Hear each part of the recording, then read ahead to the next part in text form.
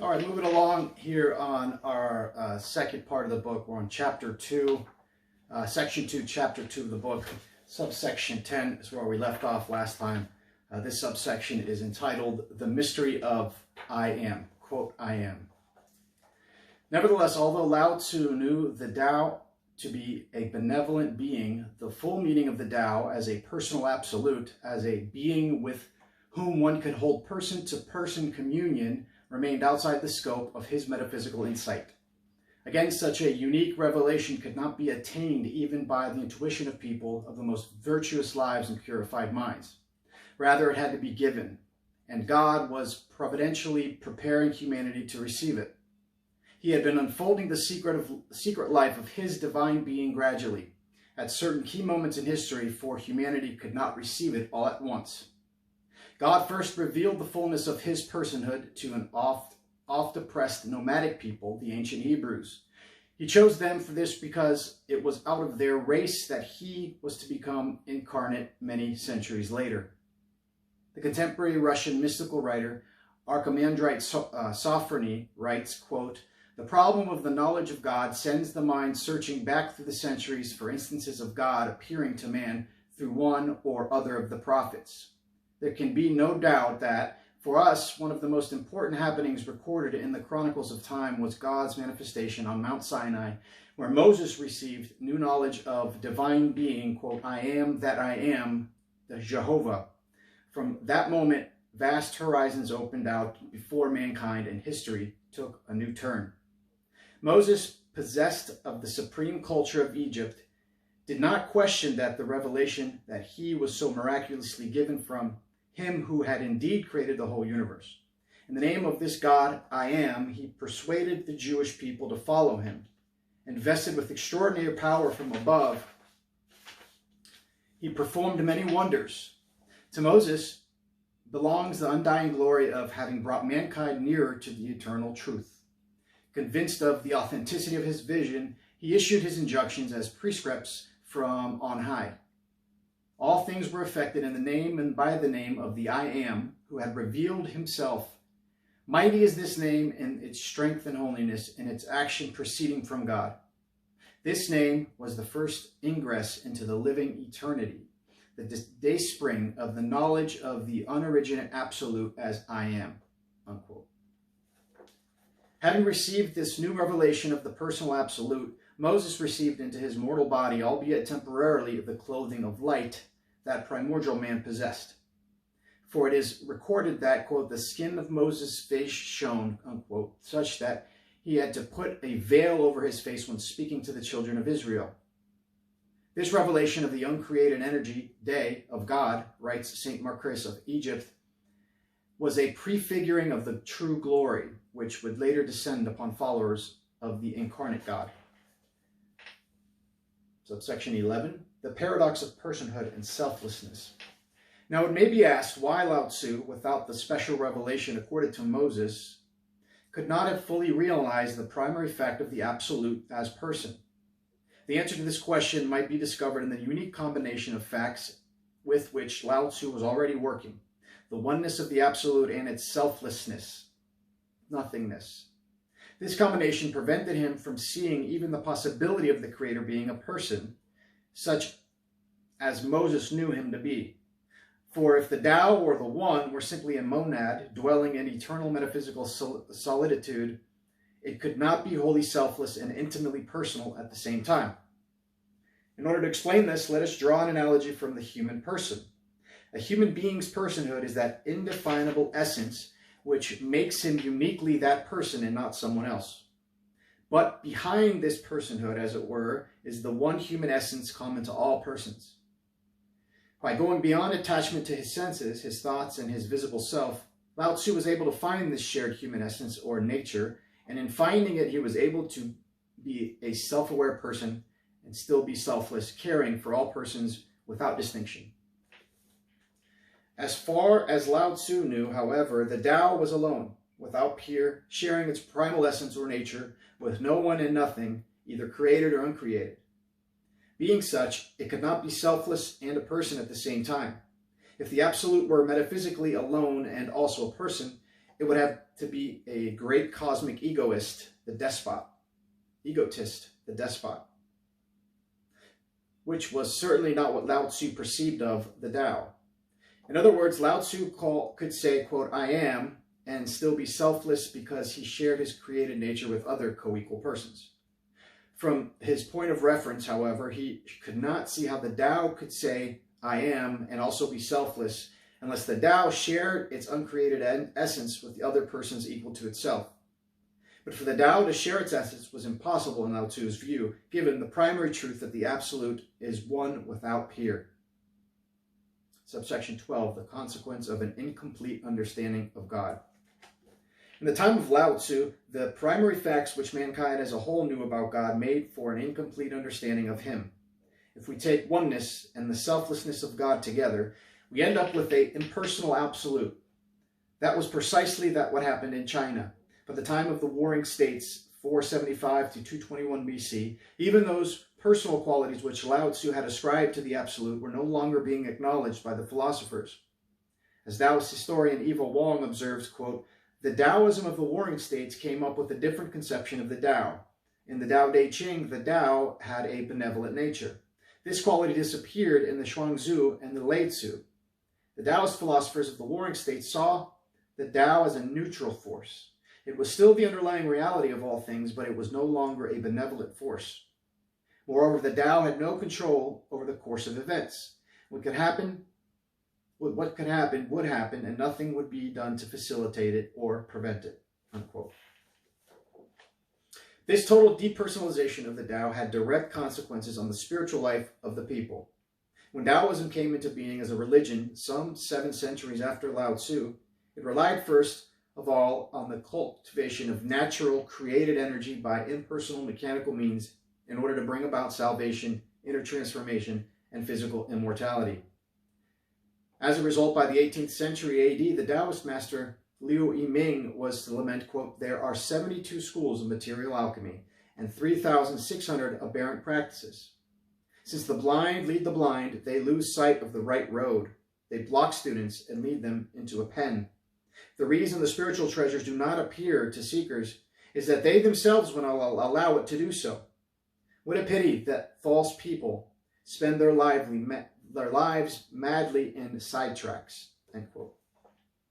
Here, Liu Yiming was reflecting on the teaching of Lao Tzu himself, who wrote, if I have even just a little sense, I will walk on the main road, and my only fear will be straying from keeping to the main road is easy, but people love sidetracks.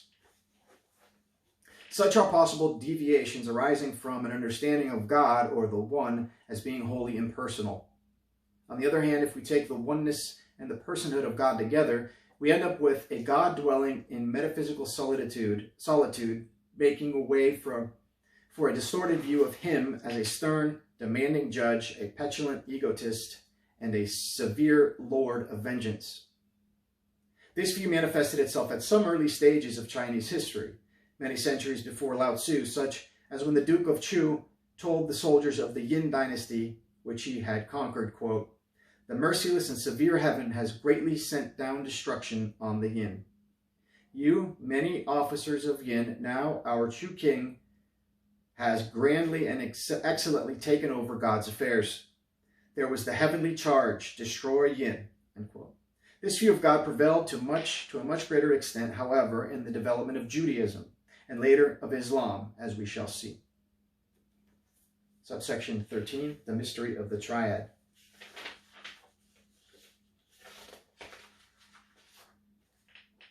To the Hebrews was given the revelation of the one personal absolute. To Lao Tzu was given the realization of the one selfless absolute. Both of these were true, yet each one seemed to cancel out each other. To effect the reconciliation and to overcome the distortions arising from each opposing view, a missing piece had to be uncovered in the nature of the absolute. God would have to reveal the ultimate mystery of his being, the mystery of the triadic one. When this mystery was revealed, the oneness of God was shown to contain 3 persons, not 3 gods, as in polytheism, but 3 persons in one God. Here it could be seen that the Tao, in fact, did share its unknowable, formless essence with other persons equal to itself. These persons share a common divine essence, just as human beings share a common human nature or essence. We have spoken of the selflessness which humans lost after they departed from the way, and of how Lao Tzu undertook to return to this state of self-forgetting by finding the single human essence, the original nature of primordial man. Now, with the revelation of the Triadic One, it could be seen how man's original and potential selflessness is precisely an image of the selflessness which exists in three persons of the Absolute who share in single divine essence. Since man's departure from the way, the one human nature has become divided, and human persons have become isolated from each other. Not so with the three divine persons, for they dwell in one another. The works of human persons are distinct, not so of those of the divine persons. For the three have a single will, a single power, a single operation. They cleave to each other, having their being in one another. This perfect indwelling, love between the persons of the Godhead, is ultimately what is meant by the words, God is love. God's love is not merely extended to the universe created by him, for God was love even before the foundation of the world. As Father Dumitru Staniu of Romania writes, quote, love must exist in God prior to all those acts of his which are directed outside himself. Love must be bound up with his eternal existence. Love is the being of God, end quote.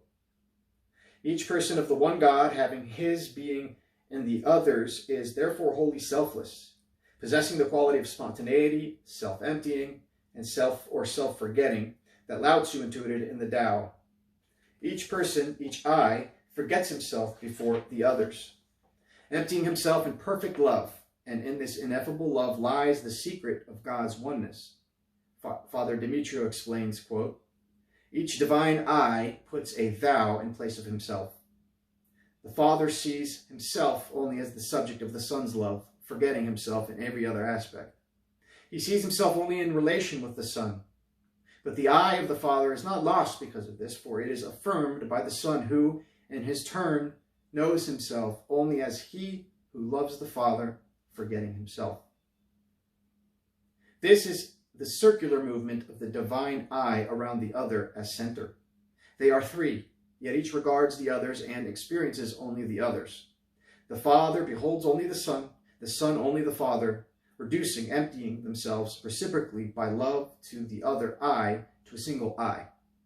But each pair of persons in the Trinity reduces in this manner to one, beholds only the third person, and thus all three persons are reduced to one. Whether individually or in pairs, the persons place the other I in the forefront, hiding themselves, as it were, beneath him. End quote. Thus it can be seen how the revelation of the triadic oneness of God reconciles the seemingly contradictory truths about him which had formerly been known to mankind. It now becomes possible to see how God can be one, personal, and selfless, self-forgetting, and at the same time. But why, it may be asked, are there precisely three persons? Could there not be only two persons in order for God to be both personal and selfless? To this, Father Dumitru answers that perfect objective love could not exist if there were only two divine persons, for exclusive love between two persons, like self-love, can be self-absorbed and subjective, as can be observed in human experience. Perfect love must pass on to a third, whose existence represents the transcendence of self-absorbed duality. Father Dumitru writes, quote, if one eye closed in on itself remains in a dreamlike subjectivity, the absorption of two eyes into a mutual love which is indifferent towards the presence of any other also preserves, to a certain extent, this same character of dreamlike subjectivity and uncertainness of existence. This incomplete unity and lack of certainty fosters a greediness for the other two in each of the two, which transforms him into an object of passion, and this is beneath the level of true love. Complete unity and full assurance of existence are possessed by the two eyes when they meet in a triad by virtue of their mutual love for the third. In this way, they transcend that particular subjectivity which is fraught with dangers of illusion. End quote. Subsection 14, the incomprehensibility of the triad. The mystery of the Triadic One, since it has to do with the essence of God, is ultimately incomprehensible, not only to discursive reasoning, but to pure intuition as well. That is why even Lao Tzu could not come to the realization of it. Strange to say, with the mystery of the Triad revealed, a man knows more about God than ever known before, but also realizes more fully the utter unknowability of God's essence. Both Lao Tzu and the ancient Greeks spoke of the incomprehensibility of the Absolute as its namelessness, which, as Ji Ming Shin observes, is also bound up with Lao Tzu's concept of nothingness. But while the absolute being of these philosophies is beyond discursive reasoning, it is not by nature incomprehensible to pure human intellection and can be positively defined as the One. With the mystery of the Triad, the incomprehensibility of God is shown to be more radical, more absolute than either Lao Tzu or the Greeks could have known. In Of the Divine Names, a mystical work of the 5th century A.D., written in the tradition of St. Dionysius the Areopagite, the author examines the name of the One which can be applied to God and then compares it with another most sublime name, that of the Triad, which teaches us that God is ultimately neither one nor many and is both at the same time, being unknowable in what he is. Quote, God is identically monad and triad, unquote, writes St. Maximus the Confessor. The highest point of revelation is thus an antinomy, a paradox that cannot be resolved through human powers. Archimandrite Sophrony writes, quote, our rationally functioning mind is gripped in a vice, unable to incline to one side or the other, like a figure crucified on a cross, end quote. What Lao Tzu called the namelessness of the Absolute thus finds its fulfillment in the revelation of the Triadic Oneness as primordial fact. It is ultimate reality, first datum which cannot be deduced, explained, or discovered by way of any other truth, for there is nothing which is prior to it. Human thought, renouncing every support, finds its support in God. Here, thought gains a stability which cannot be shaken. Ignorance passes into knowledge. St. Gregory Nazianzen, who has been called, quote, the minstrel of Holy Trinity, end quote, beautifully describes his contemplation of the supernational antinomy. Quote, no sooner do I conceive of the One than I am illuminated by the splendor of the Three. No sooner do I distinguish them than I am carried back to the One. When I think of any one of the three, I think of him as the whole, and my eyes are filled, and the greater part of what I am thinking of escapes me. I cannot grasp the greatness of the One so as to attribute a greater greatness to the rest. When I contemplate the three together, I see but one torch and cannot divide or measure out the undivided light. End quote. Subsection 15, foreshadowing the Triadic mystery. If the mystery of the Triadic One cannot be deduced through human powers, why did not God reveal it to Moses when he revealed the mystery of I Am? Archimandrite Sophrony answers as follows, quote, God revealed himself insofar as Moses could apprehend, for Moses could not contain the whole revelation. I will make all my goodness pass before you, and I will proclaim the name of the Lord before you. And while my glory passes by, I will cover you with my hand, and I will take away my hand, and you shall see my back parts, but my face shall not be seen. Centuries passed before the true content of the amazing nature of the amazing name of I Am was understood. For all the fervor of the faith, neither Moses nor the prophets who were his heirs appreciated to the full the blessing bestowed on them. They experienced God mainly through historical events. If they turned to him in spirit, they contemplated in darkness. When we, sons of the New Testament, read the Old Testament, we notice how God tried to suggest to our precursors that this I Am is one being and at the same time three persons. On occasions, he would even speak of himself as we, quote, and God said, let us make man in our image after our likeness, end quote. And the Lord God said, behold, man is become as one of us. And even more remarkable instances occurs with Abraham. 3 men appeared to him, yet he addressed them as if they were one, end quote. Here, in speaking of glimpses of the Triadic Oneness in the Old Testament, we cannot neglect to mention the startling phrase in chapter 42 of the Tao Te Ching, in which Lao Tzu writes, quote, the three produced all things, end quote. commenting on this passage, Ji-Ming Shin says that the three represents, quote, the reconciliation of opposites, end quote, which is not far from St. Gregory's explanation of the meaning of the triad. Quote, the triad contains itself in perfection, for it is the first which surpasses the composition of the dyad, end quote. Ji-Ming Shen further stated that, quote, the three is the principle of order, end quote, and thus it is that it produces all things. Here it can be seen that Lao Tzu, although he was not given to know the full meaning of the triad, nevertheless realized it to be a creative principle. Last subsection, number 16, here in chapter 2, is the expectation of the ancient Hebrews. Quote, the fact that the revelation received by Moses was incomplete, end quote, continues Archimedes Sophrony, quote, is shown in his testimony to the people that the Lord your God will raise up unto you a prophet from the midst of you, unto him you shall hearken. Also, and the Lord said unto me, I will raise them up a prophet from among their brethren, like unto you, and will put my words in his mouth, and he shall speak unto them all that I shall command him. According to the Old Testament, all Israel lived in expectation of the coming of the prophet of whom, quote, Moses wrote, that prophet. The Jewish people looked for the coming of the Messiah, who when he was come could tell them all things. Come and live among us, that we may know you, was the constant cry of the ancient Hebrews. Hence the name Emmanuel, which being interpreted is God with us. The focal point of the universe and the ultimate meaning of the entire history of the world is the coming of Jesus Christ, who did not repudiate the archetypes of the Old Testament, but vindicated them, unfolding to us their real significance and bringing new dimensions to all things, infinite, eternal dimensions. Quote, it was given to Moses to know that the absolute primordial being is not some general unit, is not some general entity, some impersonal cosmic process. It was proved to him that this being had a personal character and was living and life-giving God. Moses, however, did not receive a clear vision. He did not see God in light as the apostles saw him on Mount Tabor. Moses drew near unto the thick darkness where God was. Having reached the frontier of the promised land, Moses died.